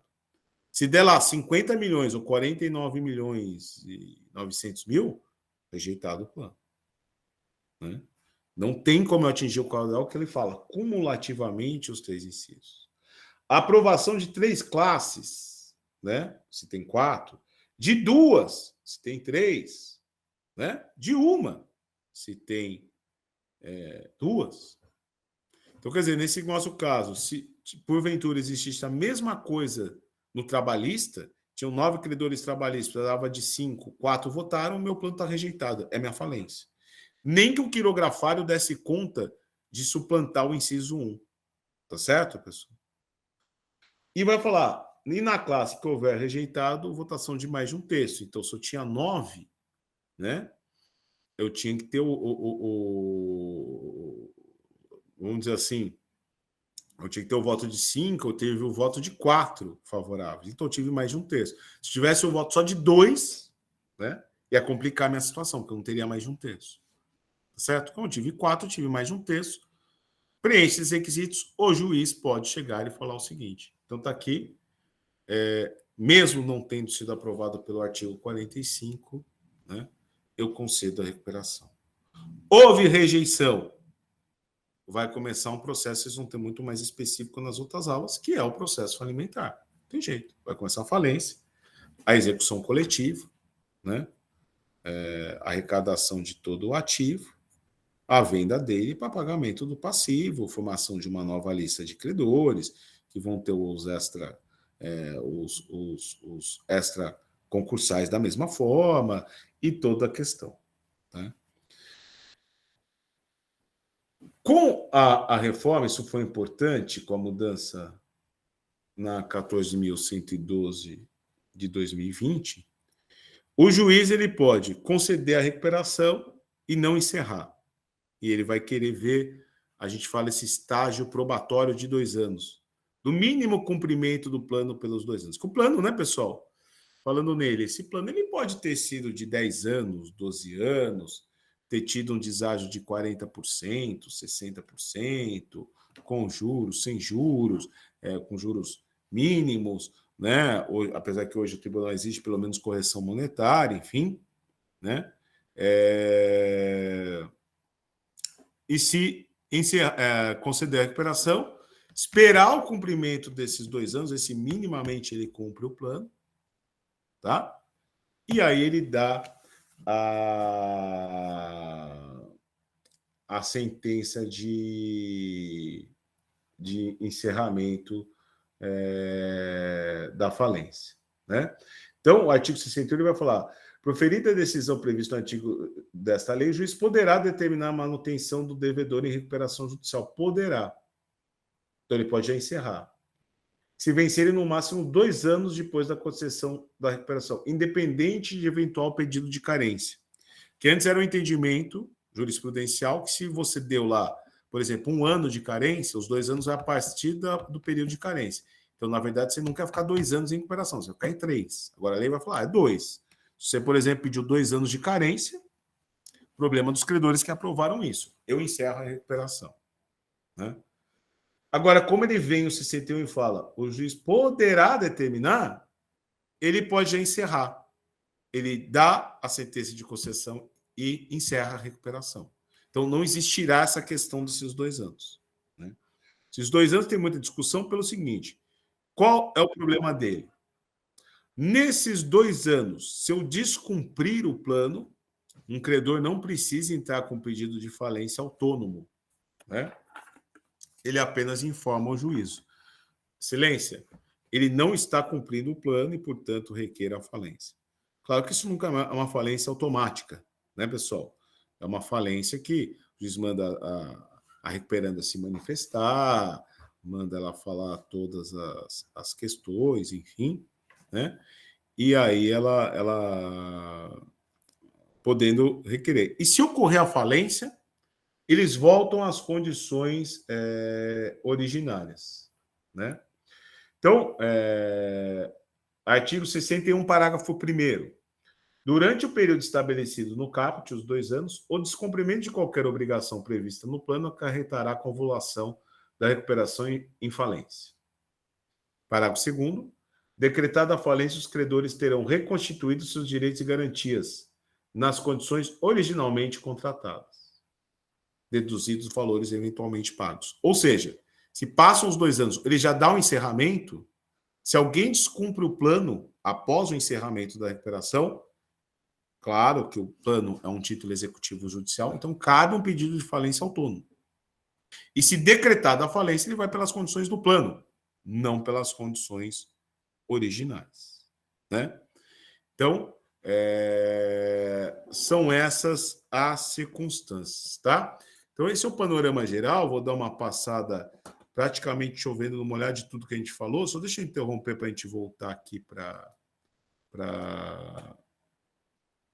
a nossa aula, pessoal, e para enxergá-los um pouquinho, apesar que eu vi aqui do meu celular, né? E abrir alguma pergunta a vocês aí dentro desse panorama. Né? Se alguém tem alguma pergunta, fique à vontade. Pode falar, Rafael. Boa noite, doutor. Tudo bem? Tudo. Eu queria fazer uma pergunta, até baseado no que o senhor estava falando sobre a questão das custas, né? E na verdade são 2 perguntas, até uma, até desde já lhe parabenizo pela aula, inclusive pelo curso, e até eu estou assistindo ainda, né, o simpósio que o senhor deu a primeira aula, né? Até mesmo pelo YouTube eu tenho assistido, e me chamou muita atenção uma questão sobre as custas, que o Dr. Juanes comentou sobre ser muito caro um processo de recuperação judicial. Então, são 2 perguntas que eu quero fazer.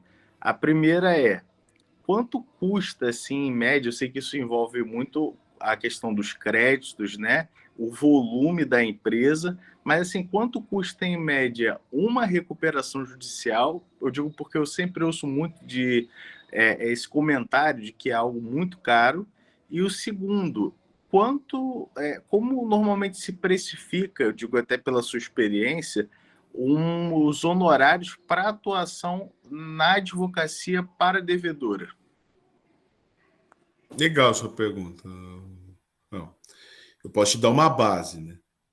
Horários é sempre uma coisa complicada do que a gente vai falar do mercado. Eu posso te falar do mercado especializado, né?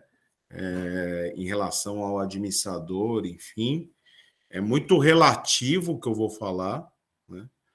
A primeira resposta à sua pergunta é a típica de advogado. Depende, né? É muito relativo. Mas isso é uma curiosidade de muitos, e é bom a gente desmistificar, né? A recuperação é uma coisa muito séria.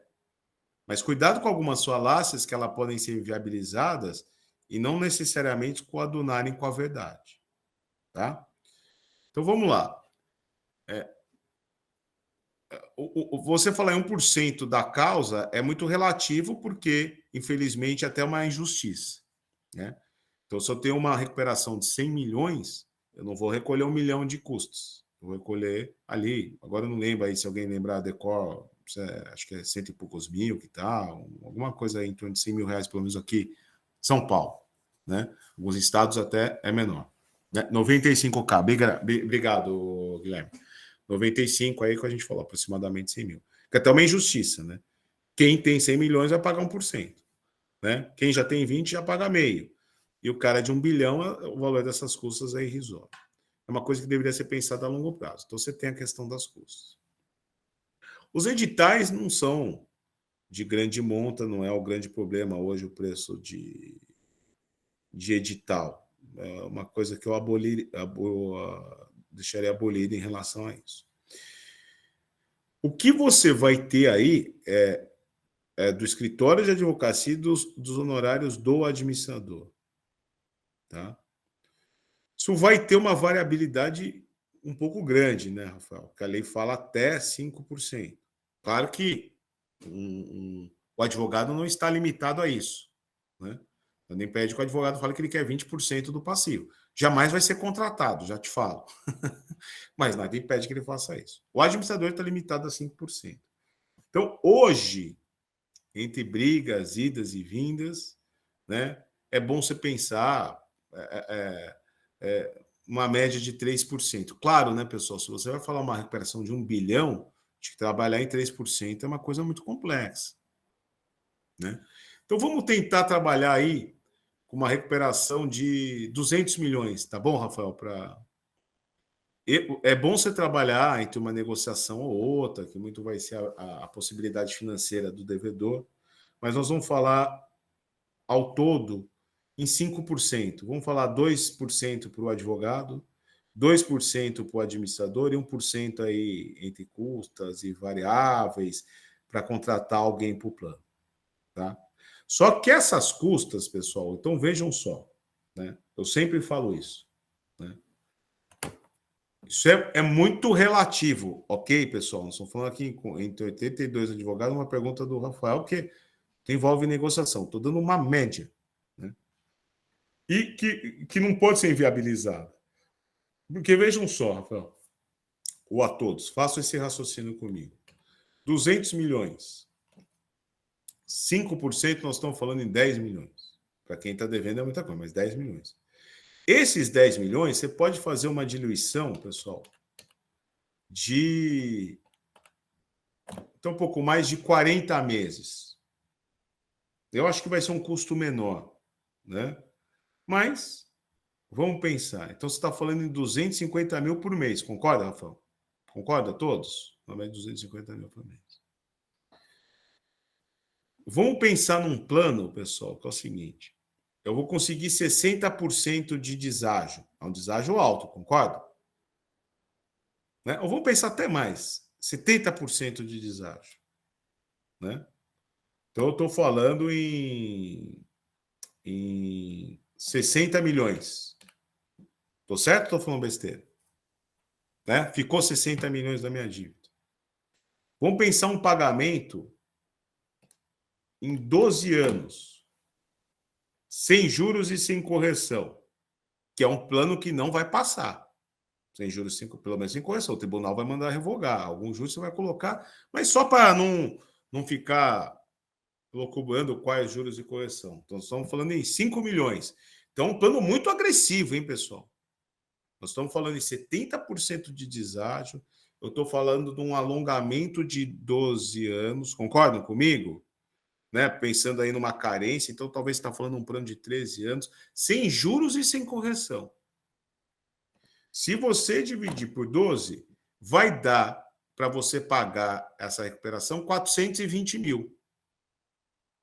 Só que, veja, eu estou falando 420 mil por mês, quando você começar a pagar essa recuperação, um plano portentoso, que não vai ser difícil você passar, 70, pode até passar, 12 e tal, mas você vai ter que ter um juro. Então, você está falando num cumprimento de um plano de 500 mil.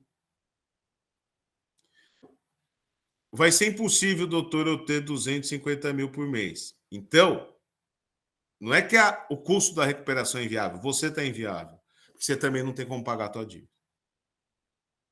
É esse o raciocínio.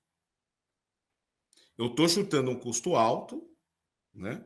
Custo alto, né? Porque hoje uma recuperação de 200 mil, às vezes, você está falando, se eu estou falando em 2% para o advogado, nós estamos falando em 4 milhões, dividido por 40, uma mensalidade de 100 mil. Infelizmente, o advogado, ou felizmente, né? Nós temos um mercado, né? Pessoas boas em todos os cantos. Então, se você manda uma proposta de 100, alguém pode chegar, pô, mas tem ali o concorrente com 100, você vai ter que ajustar, enfim. Então, o que eu estou mostrando no raciocínio mais ou menos para vocês terem uma base, e tudo eu falo muito relativo, a negociação que vai, o tipo de administrador, o tipo de juiz, o tribunal, a briga que vai envolver, ou no bom sentido, essa discussão com o administrador, e mesmo com o advogado, que existe o mercado. Então, eu estou colocando um pouco salgado essa conta de administrador e advogado, e um pouco e radicalizando o plano. Só para mostrar o seguinte, essa conta vai ser sempre um terço, até menos. Então, se você não tem... então uma empresa vai lá e pensa, vai... Se a gente falou em 200 e poucos mil por mês, ela fala, vamos tentar baixar para 150. É possível, é. Mas eu não tenho 150. Meu amigo, se não tem 150, como é que você vai ter 600? Porque essa tua conta, que eu estou radicalizando, vai ser um pouco maior, para pagar os credores. Então, o problema não é o custo do processo de recuperação, o problema já é a tua empresa. Ou cá entre nós, você não é viável para uma recuperação. Ou você vai entrar nela com o intuito de tentar postergar uma falência que já está iminente. É legítimo isso também. Esperando um milagre. Que o meu fluxo de caixa não vai pagar a recuperação. Mas eu pretendo, como OPI, fazer a venda, né? E aí levantar o dinheiro para o pagamento. Mas daí você precisa ter minimamente o valor desse custo. Né? Se é caro ou não, então você vai falar, Ivan, me fala um número. Eu falaria 5%, né? 5% que eu falo, diluído em... Vamos botar um pouco aí, 4 anos. Você está falando em 1,25% da tua dívida ao ano. Concordam, pessoal? Uma média. Qual é o teu juros real por mês? Com certeza é acima de... Se está bem pago, é acima de 2, 2,5%. Entre taxas e tudo, teu juro real da tua dívida. Então, como que 1,25% ao ano... Estou entendendo o meu raciocínio, pessoal?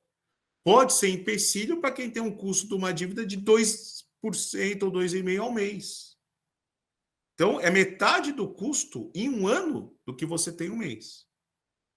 Mas eu não tenho esse dinheiro para... Então, tua situação é catastrófica. Não é uma situação de recuperação. É uma situação de autofalência ou uma estratégia na recuperação para uma salvaguarda imediata, já sabendo que a tua situação é muito difícil. Custo tem, mas não vejo hoje de uma forma de inviabilidade. Hoje, pessoal, fazendo uma digressão com os advogados, infelizmente, eu diria, bobeiras legislativas, né? Às vezes as coisas passam. Ninguém acredita que vai passar no Congresso, quando vê, passa lá na calada da noite, vê uma discussão, voto de líderes, não sei o que, passa. Eu tenho sérias críticas a 14.112. Não vejo tanto problema do custo, né? Vários problemas, que foi a questão tributária, que hoje você tem que resolver, né? A questão que hoje alienação fiduciária, cessão fiduciária, então qualquer banco utiliza disso, problema da subsunção, a questão dos avalistas e cobrigados, né? Então, acaba sendo sopesado muito a questão. Então, vejam, se eu sou avalista e cobrigado numa operação em que eu, por uma diversificação, montei lá uma nova sociedade, uma nova empresa, E hoje ela possui endividamento de 30 milhões. Lá não deu certo, o resto deu certo tudo. Só que o meu patrimônio é de 100 milhões, adianta eu entrar em recuperação? Né? Tudo bem, talvez eu salve a empresa, mas eu vou ter que sopesar no meu patrimônio pessoal. Né? Tem uma solução à questão do fisco? Como é que está esse meu planejamento fiscal? Todas essas questões. Então, é mais isso do que propriamente a questão do público, do custo, tá? Tentando desmistificar um pouco aí para vocês. Obrigado, doutor, pela resposta. Você é do Rio, Rafa? Sim, sim. É capital mesmo. Inclusive, gostei muito do curso, né? Até, na verdade, o sistema da ESA. Eu tenho feito também o curso de Direito Bancário, e são cursos que são muito valiosos e estão sendo oferecidos para O a Brasil Advocacia inteiro. Paulista e para o Brasil inteiro, né? Muito Sem bom. dúvida. Uma iniciativa realmente muito É a boa, né? função da ESA.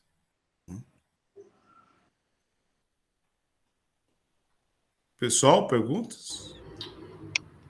Olá, doutor. Pois não. Primeiro, parabéns pela aula, né? Vamos voltar para o Paraná, então. Sou do Paraná, de Curitiba, do Rio aí. Uma pergunta: é possível ter novas versões do plano de recuperação? E se sim, quais são os pré-requisitos para isso? Renato, só para você entender, por exemplo, eu apresento um plano naqueles 60 dias, caráteres modificativos desse plano?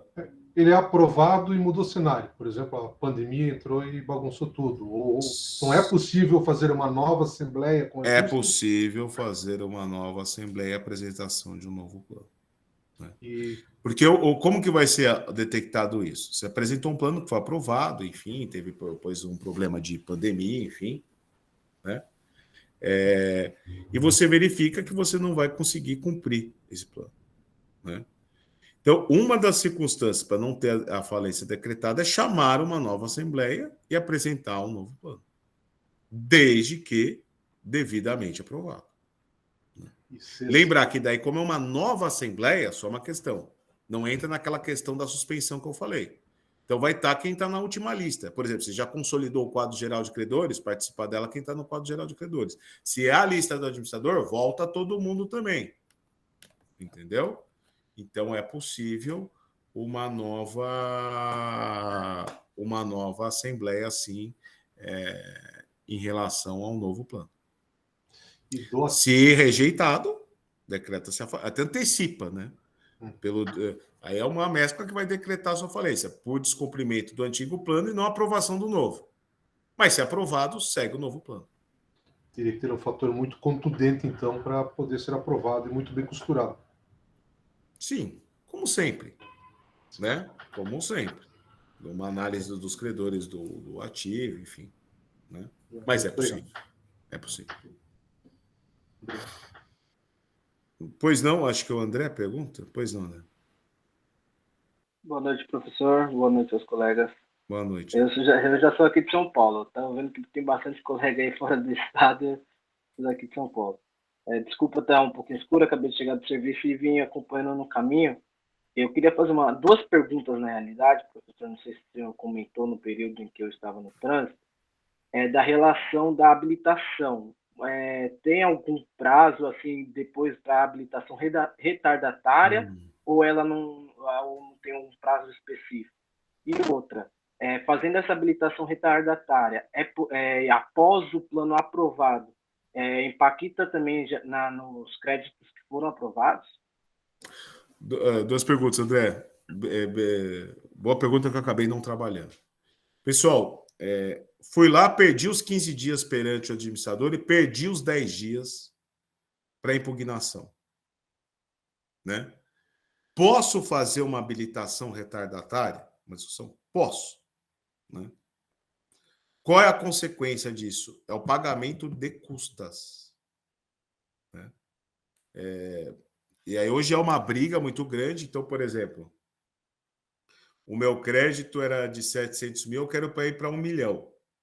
Pago custas de 300 mil ou pago em cima de 1 milhão? Hoje a maioria entende até em cima de 1 milhão, tá certo, André? Teve uma assembleia e já se realizou. Qual é a consequência dessa habilitação retardatária? A única coisa é esse crédito ser submetido à recuperação. Mais nada não influencia na Assembleia de Credores. Foi essa a sua pergunta.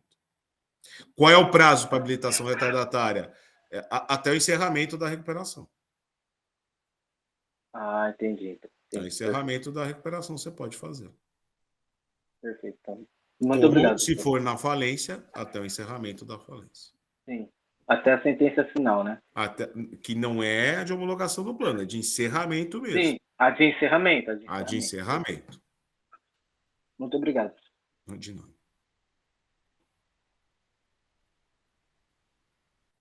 Perguntas, pessoal? Mais alguém? Pessoal, ó, eu não vou repassar o meu material, porque se vocês forem analisar, só vou dar uma passada nele. É tudo que eu falei em aula, tá? Mas vai ser disponibilizado para vocês, tá? Deixa eu compartilhar aqui, só para vocês terem uma dimensão dele, tá? Então, ó, porque eu entendo que ela vem, né? Então, veja, a gente trabalhou toda essa questão, e aqui eu só venho esmiuçando mais tudo que eu já falei, né, pessoal? As 3 fases, a postulatória, do requerimento inicial ao despacho, deliberativa, que é da concessão à assembleia, a fase de execução, que é o cumprimento, os requisitos da inicial, só coloca aqui as questões de mudança. Uma coisa importante falar que eu esqueci, por isso que é bom a gente dar uma repassada no material. É possível o litisconsórcio? É. E hoje existem 2 formas de litisconsórcio, o processual e o substancial. Tá? Então, é um grupo econômico que eu entendo que é melhor eu seguir junto na recuperação. Né? Então, é o chamado litisconsórcio, ele é possível. Qual a diferença do processual e para o substancial? O processual, ele aproveita os atos processuais, mas é como se fossem 2 recuperações juntas. Então, a lista de credores é separada, né? Apesar do despacho ser o mesmo. A assembleia será única, apesar que vai ter uma votação para a empresa A e para a empresa B, que a lista de credores está separada, o ativo é separado, os planos são diferentes. Na substancial, esse grupo econômico ele vira um só. Tá? Então, é uma lista de credores. Então, eu era credor da A e o outro era da B. Vocês vão para a mesma lista e votam juntos. Mas ele é excepcional. Para você pedir o substancial, você vai ter que ter os requisitos, pelo menos, de 2 hipóteses dos 4 incisos. Garantias cruzadas, relação de controle, enfim. Né? Então, perícia prévia, nós falamos sobre ela, despacho de processamento também, stay period também, né? A forma de verificação administrativa e judicial. Falamos aqui da importância da lista do administrador, da impugnação, né? Que ela corre à parte, como eu falei, ó, a recuperação, parágrafo 9º, novo na lei, a recuperação judicial poderá ser encerrada ainda que não tenha havido a consolidação definitiva do quadro geral de credores. Hipótese em que ações incidentais, habilitação, retardatária serão distribuídas ao juiz da recuperação como autônomas, né? E observarão o rito comum, tá? Plano, objeção ao plano, assembleia, divisão dos credores pelo 41, votação pelo 45, não atingiu 45, 58. Estão todos na lei, né, pessoal? Só está aqui para vocês verem. Uma coisa importante, hoje a lei vem com uma novidade. Se eu tiver documentos que comprovem a ampla deliberação, eu posso substituir a Assembleia de Credores. Então, eu mostro lá que, por exemplo, eu tenho uma ampla maioria, meu crédito lá de 1 milhão em cada classe, eu tenho aprovação lá de mais de 500 mil com a assinatura, a aprovação deles já prévia. Hoje a lei permite até que eu não faça a deliberação em assembleia. né? Lembrar que hoje a Assembleia, eu fui muito contra, hoje eu sou totalmente favorável, fui muito contra no começo da Covid, hoje eu acho que ela é o melhor sistema mesmo, a online. O online veio para ajudar muito as nossas vidas, né? Não sei se em aula, né, pessoal? Aula, sinceramente, eu ainda prefiro o contato pessoal. Mas a Assembleia, imagina a primeira Assembleia que nunca existia quórum, né? Imagina, a gente um dia está cuidando de uma recuperação lá em Paraná ou no Rio de Janeiro. Então, a primeira Assembleia você vai até lá, voa, aluga hotel, faz tudo para não ter. Se ainda tem, tudo bem, né? Então, hoje o sistema eletrônico é melhor.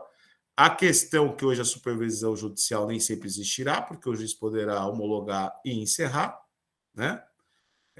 Ao mesmo tempo. Lembrar que a gente hoje não pode esquecer dos nossos tributários. Hoje o tribunal exige a certidão, mesmo que ela seja negativa, ela pode ter os efeitos positivos. Você tem que entrar numa transação tributária, você vai ter que resolver o teu passivo fiscal para ter a sua recuperação homologada. Lembrando que existe até hoje o parcelamento, né?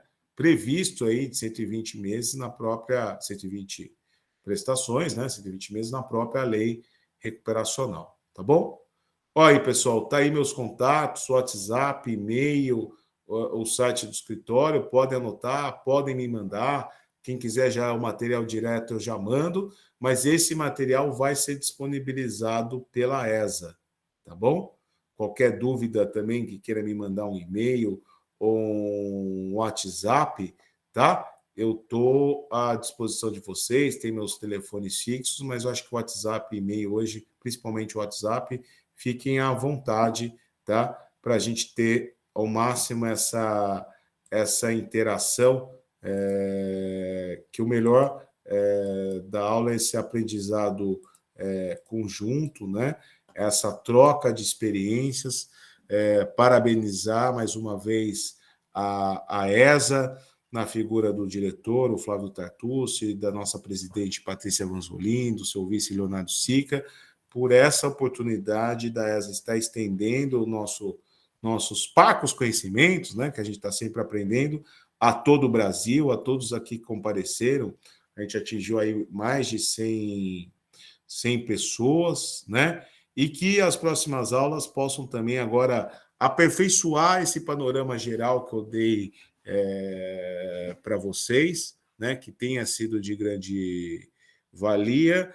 Obrigado, fundo do coração, que Deus abençoe a todos nós, ao nosso país, a todos aí já podemos, acho que, falar bom Natal, né? Bom ano, feliz 2023, que, se Deus quiser, existirão mais cursos. Acho que esse ano ainda está, por causa de Copa, tudo, a gente ficou apertado aí para fazer um novo curso, mas 2023, se Deus quiser, com simpósios, seminários e várias outras aulas sobre falência e recuperação, tá bom?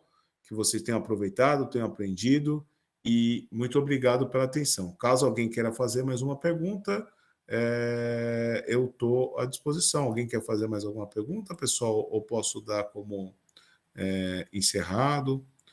Agradeço a todos aí o bom retorno que eu estou tendo aí pelas aulas.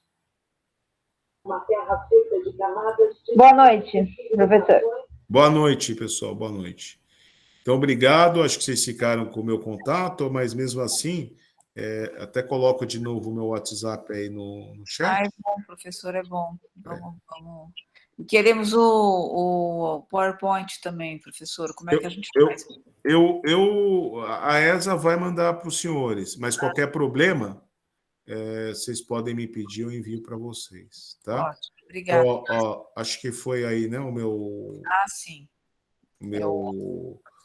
O WhatsApp está aí, tá? Botar o site do meu escritório, o meu e-mail também, o que vocês precisarem, estou à disposição de vocês. Ótimo, obrigado, professor. Obrigado a vocês.